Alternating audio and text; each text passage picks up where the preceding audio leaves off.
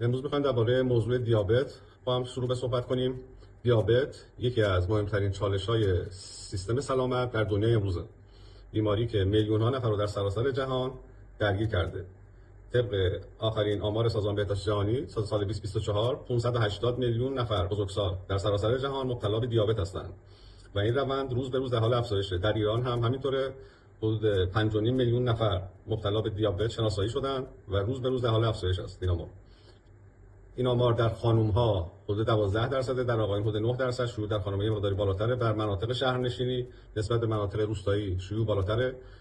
دیابت کلا یک بیماری خاموش قرن 21 به این علت که از زمانی که مدرنیته شروع شد و سبک زندگی مردم تغییر پیدا کرد، کم تحرکی، چاقی، نوع تغذیه تغییر پیدا کرد، این بیماری مثلا شروع شده و هنوز هم در حال افزایشه. به یکی از چالش‌های مهم تمامی سیستم‌های بهداشتی در جهان تبدیل شده. حالا اصلا دیابت چی هست؟ به افزایش مزمن قند خون دیابت گفته میشه. قندی که وارد بدن میشه یا قندی که در بدن تولید میشه باید وارد سلول بشه.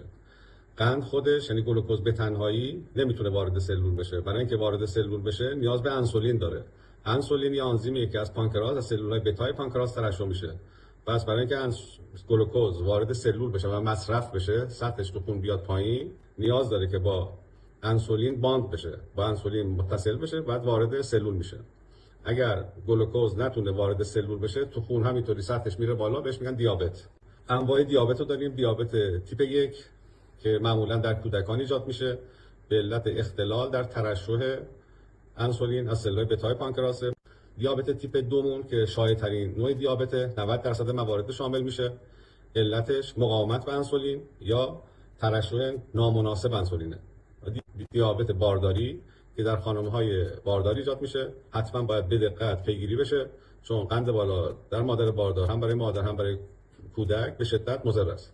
خوشبختانه امروزه دیابت یه بیماری قابل کنترل است. تشخیص زودهنگام، تغذیه مناسب، فعالیت بدنی و روش‌های درمانی مناسب و نوین میتونن بسیاری از عوارض رو کاهش بدن.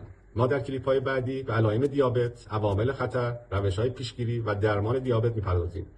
موفق و سلامت باشید.